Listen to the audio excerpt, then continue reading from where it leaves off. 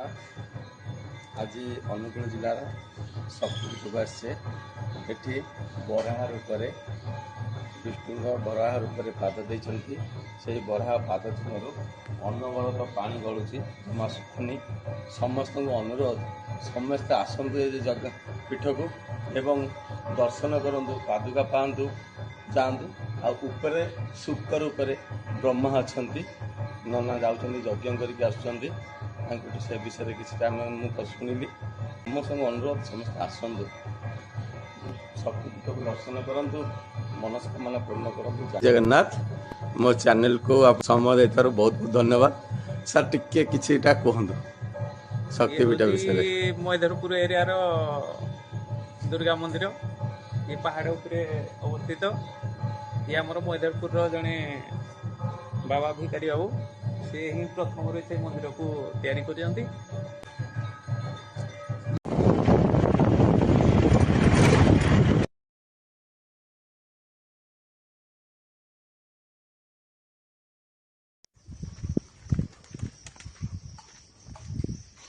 ଆମେ ଯାଉଛେ ମା ଶକ୍ତିପୀଠକୁ।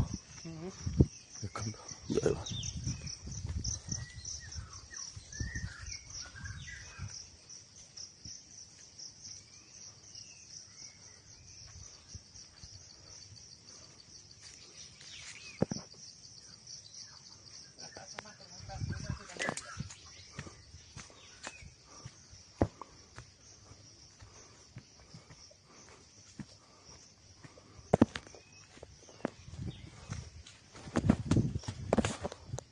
तू तेबे पाइबू, माया को न काटिले भेट पाइबुनी। माया गोटे जिनिस तुमको माँ शक्ति रूप आईला इन्दी गोटे माया खेल कर विष्णु निजे संहार करथिले दिने आउ एथर करिवे। एथर कले अनंत जुग आसी पहुँचब। एटा व्याख्या नहीं द अनंत जुग आसी पहुँचब। अनंत जुग अंत नथिबो हेडे कारी अंत कही पाइबे। भगवान पत्थर देहु गोटे बाधा पाद पड़ी नहला बराह ऊपर पानी देखई କେବଳ ବାହା ପାଦରୁ ବାହାରିଛନ୍ତି। ଟିକେ କୁହନ୍ତୁ।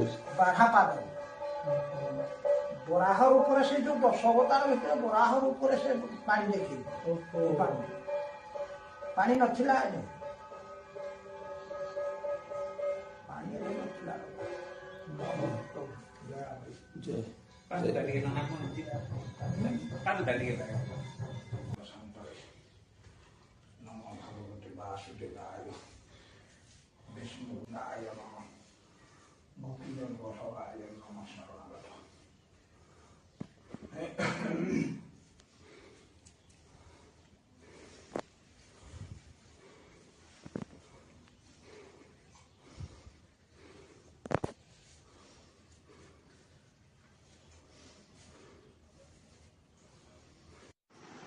जय जगन्नाथ।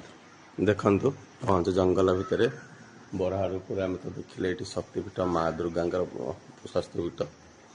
ଦେଖନ୍ତୁ, ଆମେ ସମସ୍ତଙ୍କୁ ଅନୁରୋଧ, ସମସ୍ତେ ଆସନ୍ତୁ, ଦର୍ଶନ କରନ୍ତୁ ମାଙ୍କୁ, ଯାଆନ୍ତୁ ଏ ଜାଗାକୁ। ସମସ୍ତଙ୍କୁ ଅନୁରୋଧ, ଆସନ୍ତୁ ଆସନ୍ତୁ ନନାଙ୍କୁ ଟିକେ ଶକ୍ତିପୀଠ ବିଷୟରେ ପଚାରିବା, ମାଙ୍କ ବିଷୟରେ। ନନା ଜୟ ଜଗନ୍ନାଥ। ଜୟ ଜଗନ୍ନାଥ। ନନା, ଏତେ ଜଙ୍ଗଲ ଭିତରେ ଅନୁଗୁଳ ଜିଲ୍ଲାର କେଉଁ ଜାଗା କେମିତି କ'ଣ ଶକ୍ତିପୀଠ ହେଲା? ବରାହ ରୂପରେ ତ ଉପରେ ଠାକୁର ବିଦ୍ୟମାନ ଅଛନ୍ତି, ତେଣୁ ମାଙ୍କ ଶକ୍ତିପୀଠରେ ଆମ ଲୋକମାନଙ୍କୁ କିଛି କୁହନ୍ତୁ। ସମସ୍ତେ ଯେମିତି ଆସିବେ, ଏଠି ଦର୍ଶନ କରିବେ, ସମସ୍ତେ କୃତକାର୍ଯ୍ୟ ହେବେ, ସେ ବିଷୟରେ ଟିକେ କୁହନ୍ତୁ। ସର୍ବପ୍ରଥମେ ମା ଦେବୀ ମା ବନଦୁର୍ଗାଙ୍କର ବନଦୁର୍ଗା କୋଟି କୋଟି ଧନବତ ଧ୍ୟାୟ ସୁବର୍ଣ୍ଣ ବର୍ଣ୍ଣ ଭାତ୍ରୀ ନେତ୍ରମ୍ ଚାରୁହାସିନୀ सर्वलक्षण संपन्ना मध्येन्दुकृत शेखरम चतुर्भुजा शंख चक्र बालाध्वारा स्वरूपिणी उद्य त्रिशूल निमेघ्न महिषा सिंह वाहिनी मुक्ता दामल सत्कंठा मुनि स्तुति पाठके सिद्ध देवगणे दुष्ठा कुमारी सेविताम सर्वपदे कामदेवी दुर्गा भक्त वत्सला महावन दुर्गा राजराजेश्वरी बहु दिन सेठी बसी अच्छी सेठी आम जहाँ भी पूजा सेवा अर्पण करना आज्ञा संस्था चली किंतु कालक्रमे ये ढेंकानाल जिलार आज्ञा अनुगुल ढेंकानाल जिलार बॉर्डरटा आज्ञा एठी माँ बहुत दिन बसते ଏବେ କାଳକ୍ରମେ ଜଙ୍ଗଲ ଦିଗବାରୁ ଭକ୍ତମାନେ ଆସିବାରୁ ଏସବୁ ପ୍ରକାର ଭକ୍ତଙ୍କ ଦ୍ୱାରା ମନ୍ଦିର ଜାଗା ବାବାଙ୍କ ଦ୍ୱାରା ଜାଗା ଫାଗା ପରିବର୍ତ୍ତନ ହେଇ ଏଠି ମା ଆସିଛନ୍ତି। ମାଙ୍କର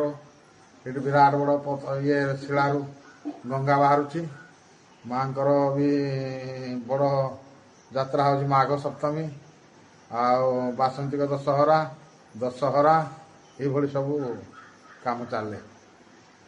ଆଉ ମାଆର ବଡ଼ ଜିନିଷ ହେଉଛି ଆଜ୍ଞା ସେ ଯେଉଁ ପାଣି ବାହାରୁଛି ଗଙ୍ଗା ସେଠି ଆପଣ ପେଟ ପିଇଦେବେ ବୋଲି ପେଟର ଯାବତୀୟ ରୋଗ ଖଣ୍ଡନ ହୋଇଯାଏ ଜେଜାପାକା କହନ୍ତି।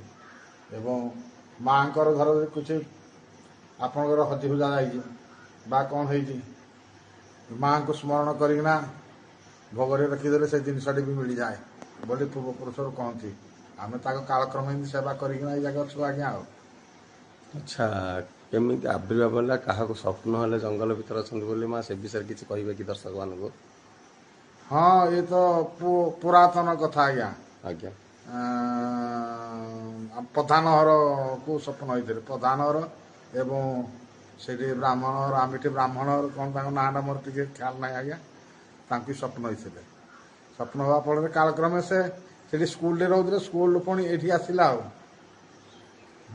ଜୟ ଜଗନ୍ନାଥ। ଜୟ ଜଗନ୍ନାଥ। ସମସ୍ତଙ୍କୁ ଅନୁରୋଧ, ଆସନ୍ତୁ ସମସ୍ତେ ଦର୍ଶନ କରନ୍ତୁ ମାଙ୍କର ଆଜ୍ଞା। ଏବଂ କିଛି ମନସ୍କାମନା ପୂର୍ଣ୍ଣ କରନ୍ତୁ। ଏବଂ ସୁପ୍ତ ଗଙ୍ଗା ଉପରେ ଯେଉଁ ସୁପ୍ତ ଗଙ୍ଗା ବହୁଛି ତାର ପାଣି ସେବନ କରନ୍ତୁ।